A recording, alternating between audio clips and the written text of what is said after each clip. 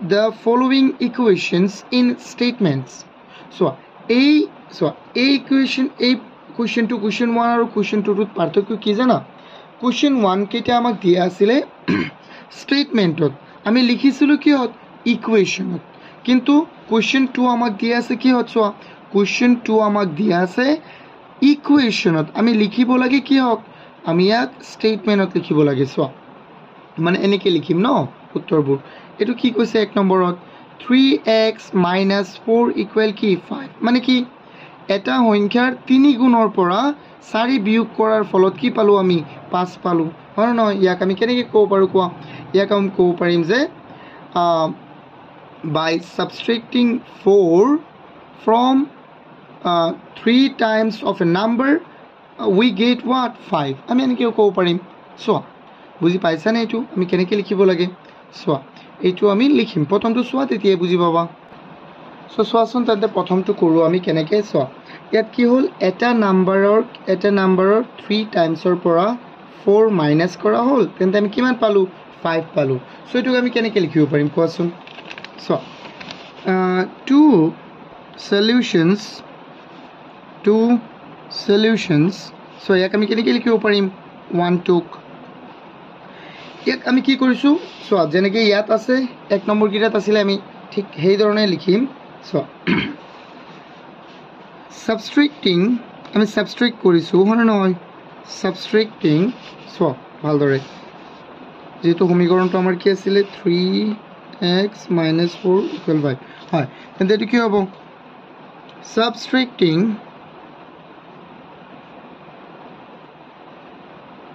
বা subtraction of 4 times 4 from কিহৰ পৰা from 3 times of a number 3 times of a number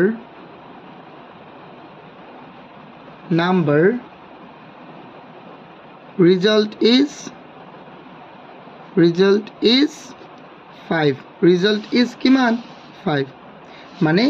এটা সংখ্যাৰ পৰা আমি 4 বিয়োগ কৰিছো কোনটো সংখ্যাৰ পৰা 3 times of a number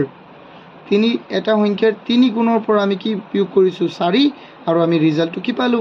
5 ডান হৈ গল এটো কিমান ইজি হয় ন এতিয়া সো আমি 2 নম্বৰটো চাও 2 নম্বৰটো আমাক কি দিছে এটা সংখ্যা m আৰু ইয়াক কিহেৰে হৰণ কৰা হল ইয়াক হৰণ কৰা হল তোমাৰ কিহেৰে 3 ৰে আৰু তাৰ লগত 2 6 যোগ কৰা হল আমি কিমান পালো আমি পাই গলো 11 হনে নহয় সো ইয়াক আমি কেনেকৈ লিখিব পাৰিম কোৱাচোন এটা নাম্বাৰ কি m ইয়াক কিহেৰে ডিভাইড কৰা হল আমি এনেকৈ লিখিব পাৰিম dividing m by 3 and add 6 the result is কি 11 আমি এনেকৈ লিখিব পাৰিম এটো সো এটো আমি লিখিম dividing m by 3 তাৰপিছত কমা দিয়া add আৰু কি কৰিছো add মানে যোগ কৰা কিমান আমি কিমান যোগ কৰিছিলো কোৱা 6 add 6 to get কিমান পাবলৈ 11 পাবলৈ হনে নহয় কোৱা হয় এতিয়া চোৱা 3 নম্বৰটো 3 নম্বৰটো চোৱাচোন 7 টাইম এটো চোৱা এটো কি হ'ব ইয়াত অসমীয়াটো আছে তোমালোকে এটো চাই লবা এটো আছে তোমাৰ 7p = কিমান 42 এটো কিমান ইজি হ'ব নে নহয় চোৱা p ৰ 7 গুণ কাৰ সমান তোমাৰ 42 ৰ সমান আৰু নহয় সো আমি এটো লিখিব পাৰিম 7 times of a number is equal to 42 simple এটো নিচিনা চোৱা 4 times of p is equal to কিমান 20 বা এটো লিখি দিও এনেকুৱা ন সো ইয়াত p to p হ'ব তো আমি এনেকৈ লিখিম সো এটো এনেকৈ লিখি দিম সিম্পল এই 4 ৰ নিচিনা সো এটো 4 times of p ইয়াত আমি লিখি দিম 7 times of p 7 times of p is equal এটো l লিখিছো equal to কিমান 42 2 সিম্পল এইটো তাৰ পিছত চোৱা 4 নম্বৰটো কি আছে 4 নম্বৰটোত আছে এটা সংখ্যাক 6ৰে হৰণ কৰা হ'ল আৰু এনসাৰটো আমি কিমান পালো 2 সো এক আমি কেনেকৈ ক'ব পাৰিম চোৱা এইটো আৰু ইজি হৈ যাব হয় নহয় এইটোক আমি ক'ম যে dividing y so dividing y by 6 to get 2 আমি এনেকৈ লিখিম dividing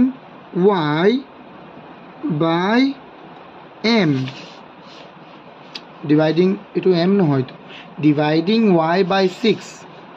6 to get কিমান 2 মই কি উল্টা লিখি আছো to get 2 এটো বুজি পাইছানে dividing y ক ডিভাইড কৰা হ'ল কিহেৰে by 6 ছয়েৰে কিমান পাবলৈ 2 পাবলৈ এটো হয়নে নহয় তেন্তে কোৱা হয় তাৰ পিছত চোৱা আমি কিমান 5 নম্বৰটো চোৱা 5 নম্বৰটো কি আছে আমাক 5 নম্বৰটোত কৈছে যে এটা সংখ্যাৰ 5 গুণৰ লগত 7 যোগ কৰা হ'ল আৰু কিমান পালো আমি 2 পালো সিম্পল এইটো আমি কি কম আমি when it is right to এনেকেও তো ক'ব পাৰিবা তুমি when 5 is added to 6 times no এইটো নিচিনা হ'ব না নাই কিন্তু আমি সেম এইটো নিচিনাই লিখিম সো সদায় ট্রাই কৰিবা কিতাবৰ নিচিনা লিখিবলৈ কিন্তু আমি এনেকৈ লিখিম চোৱা এইটো কি আছে when 5 is added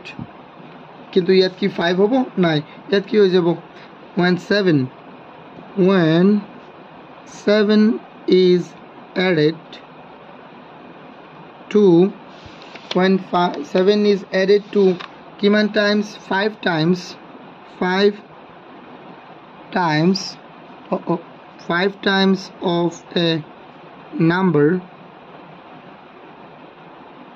5 times of a number the result is kiman yat ase 35 but ami yat ki dibo lagibo 2 yat ami ki dibo lagibo 2 the result is 2 the result when 7 is added to 5 times of a number the result is 2 done so now we will focus on the last one question 6 ot ki dise so 6 ot ki dise Q কি কৰিছে 2 এৰে হৰণ কৰিছে তাৰ পৰা এক বিয়োগ কৰিছে তেন্তে আমি কিমান পালো আমি তাৰ পৰা তেন্তে আমি কিমান পাই গলো 1 পাই গলো এইটো কাৰ নিচিনা আছিল কোৱা এইটো হল আমাৰ লাষ্ট ইয়াৰ নিচিনা চোৱা to get 40 divide a number by 10 and subtract 10 from it এইটো হৈ গল চোৱা তেন্তে ইয়াক আমি কেনেকৈ লিখিম কোৱাচোন চোৱা ইয়াক আমি লিখিব পাৰিম চোৱা ইয়াক কেনেকৈ লিখিম to get 4 divide a number by kiman 2 divide a number by 2 and subtract 1 from it hoi gol ami enike likhim so etu moi likho so some students moi to likhi asu 6 number 2 to get 4 divide a number by kihere 2 and subtract